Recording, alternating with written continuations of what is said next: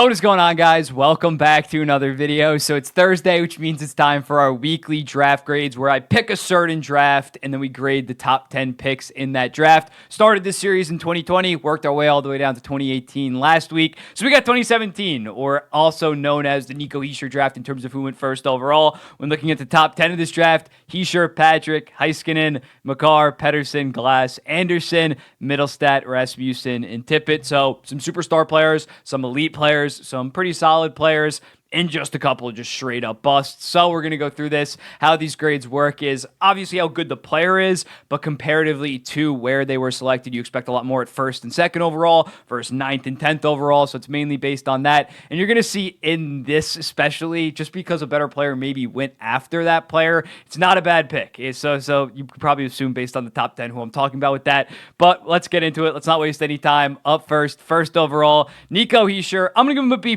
Very, very good player, elite player, 80 points last year, Selke runner-up this year, 67 points in 71 games. One of the better two-way centers in the entire NHL right now, but I think at first overall, I can't really give him. I gave Rasmus Dahlin an A-. I think Rasmus Dahlin's better than Hischier. On top of the fact, just first overall, it's stacked. You go through who went first overall in the 2010s, guys like McKinnon, McDavid, Matthews, Jack Hughes, although Hischier didn't really have the expectations of those guys, so it's unfair to completely compare to them. But at first overall, you do expect kind of a franchise superstar, but he's still a great pick. You look at some of the busts that were at first overall, he's far better than that. He's better than an Aaron Ekblad, in my opinion, better than a couple guys that have gone first overall recently. So Nico Hischier, I think a B+ is perfectly fair, a good pick. The Devils, although there are better players in this draft later, I don't think the Devils are like pissed that they took Nico Hischier. He's a great captain, great player, and going to be a great player for a long time for the New Jersey Devils. Second overall, Nolan Patrick.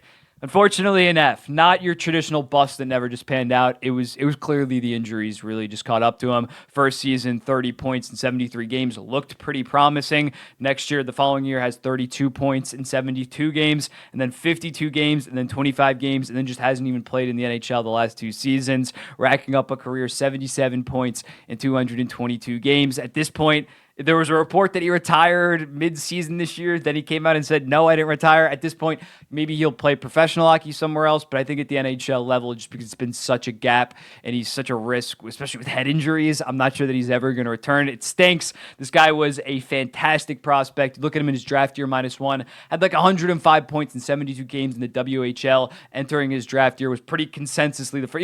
Even leading up to the draft, he was mostly the first overall pick. But especially that draft year, -1, he was deemed as a future superstar, 6'2", fantastic skater, had all the tools, and then the injuries just eventually caught up to him. It was very unfortunate, but I got to go with an F.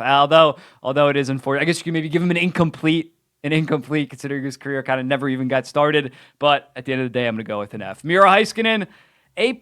Again, there's a guy after him that I think is the better player, but I still think Miro Heiskanen, considering third overall, you do expect a very, very good player at third overall, but in my opinion, the fourth best defenseman in the entire NHL at fourth overall, I think he has smashed expectations in terms of being a legit superstar. Ever since 2020, he broke onto the scene as a true number one, having one of the best playoff runs of a defenseman ever, especially a defenseman that was not on the winning Stanley Cup team, with 26 points in 27 games. Last year, really broke out offensively. He was always a fantastic two-way guy, but didn't really have those offensive numbers to put him in the conversations that he belonged with the top guys in the NHL. But last year, 73 points. This year took a bit of a step back offensively, but 54 points in 71 games, and I think it was one of his best defensive seasons, arguably his best defensive season ever. He was like top 10 in expected goals against per 60 in the entire NHL while playing 23, 24 minutes a night. He is fantastic. He is an absolute delight to watch. And honestly, he overall in the season, regular season, postseason, he arguably outplayed the guy that I have at fourth overall. So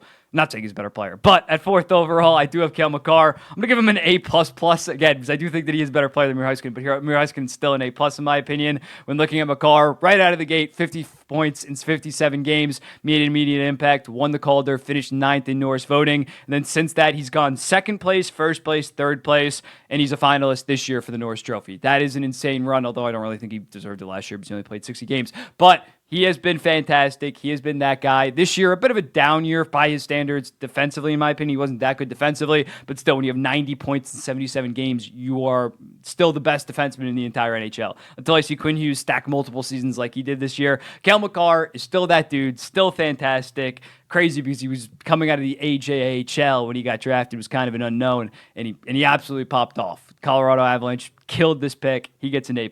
Elias Pettersson at 5th overall. A+ as well. Maybe I'm A+ happy. I didn't really want to give out a ton of A+s early on in this series, but I think when you look at Heiskanen, Makar, Pettersson, those are arguably when healthy 3 top 15 players in the entire NHL. I don't think that's ridiculous to say. When looking at Pettersson, broke out last year with 102 points, was a legit top 15 player in the entire NHL. This year, first half of the season, he was looking like he was going to repeat that. Then it came out today that he was, in fact, dealing with an injury, and it was very apparent because in the back half of the season, he was not the same player. Once he's fully rested, he's going to be back to being a 95 to 105. I think he could go for 105 next year if he's fully healthy, and just a fantastic two-way franchise center. Again, the injuries did kind of dampen his end of the season, especially in his playoffs, but I think that is a pretty valid excuse. We did not see Pettersson at his 100%. When this guy is healthy, legit superstar, easy top 20 player in the entire NHL for me. Cody Glass at 6th overall. I'm going to go with a D. You look at him, he had 35 points in 72 games last year. Looked like he finally found his footing in Nashville after getting drafted by Vegas. Not really working out. This year kind of takes a step back, 13 points in 41 games.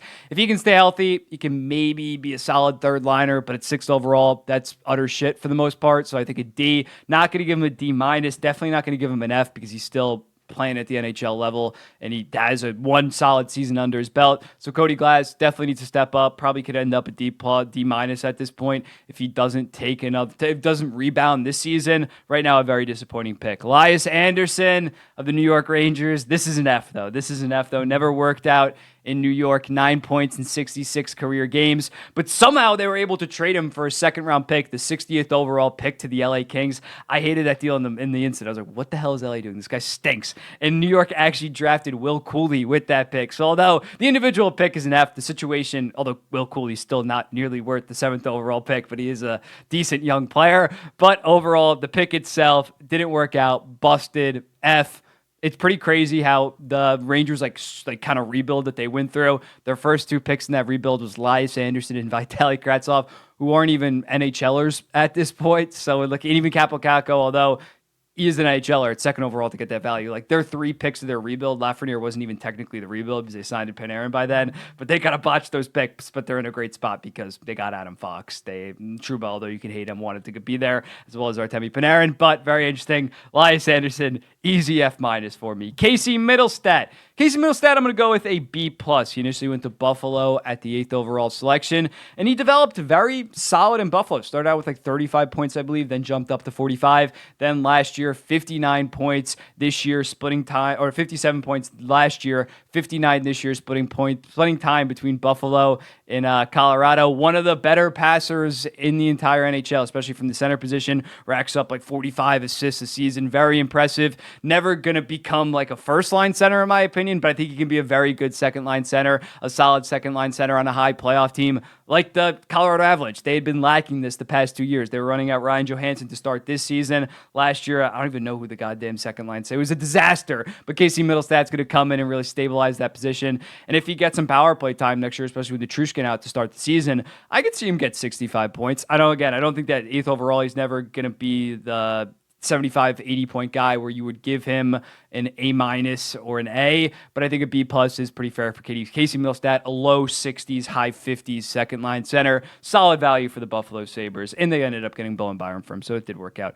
Michael Rasmussen, I'm going to go with a C here. At this point, 6'6". We maybe expected a little bit more considering his size and skill, but he's an okay middle sixer. 29 points in 56 games last year. Looked like he was primed to take a step. He raised his points per game that season. Kind of fell back a little bit this year, 33 points in 75 games. Again, still plays 15 minutes, solid both ways. Not a bust by any stretch, but a little bit disappointing. I think a C, maybe even a C- is fair here for Michael Rasmussen. I think going forward, he can hit the 40-point mark, but at 9th overall, You want more than just 40 goddamn points. You're looking for at least a very, very good second line center at this point. Like Rasmussen looks like maybe more so of a third liner, a good third liner, which you need, but a ninth overall. That's more of a second round pick that you hope to get that third liner. And then lastly, Owen Tippett. Owen Tippett. I'm also going to go with a B plus for Owen Tippett. You look at him ever since he got to Philly, he didn't really crack the lineup where he was in the bottom 6 of the Florida Panthers. Not a lot of talent.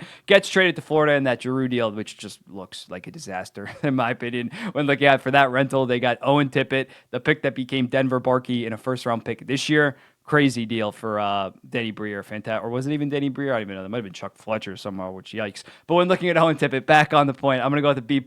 27 goals, 22 assists for 49 points last year. 28 goals, 25 assists, 53 points this year. I think he can be a solid 30-30 guy. And at 10th overall, that's very, very good value. Guys of solid power forward, 6'1", 215, throws around 1.5 hits per game. B plus seems about right for him. That's solid value for 10th overall. I think you maybe even go an A minus. I might be talking myself into an A minus now that I think about it. You see, he's about the same level player as a Casey Middlestat, better goal scorer, but 2 picks back. Toss up. You can Casey Middlestat. Honestly, Casey Middlestat and Owen Tippett. You could also go with an A minus, B plus, A minus. Yeah, here is the final. Let me know in the comments. What do you think? Heischer B plus, Patrick A plus, Makar A plus, Pedersen A plus, Glass D, Anderson F, Middlestat B plus, Rasmussen C plus, and then a Tippett with a solid B plus. Let me know in the comments. What do you think about this? Would you move up? Would you move down? Who was I too harsh on? And I'll be seeing you in the next one.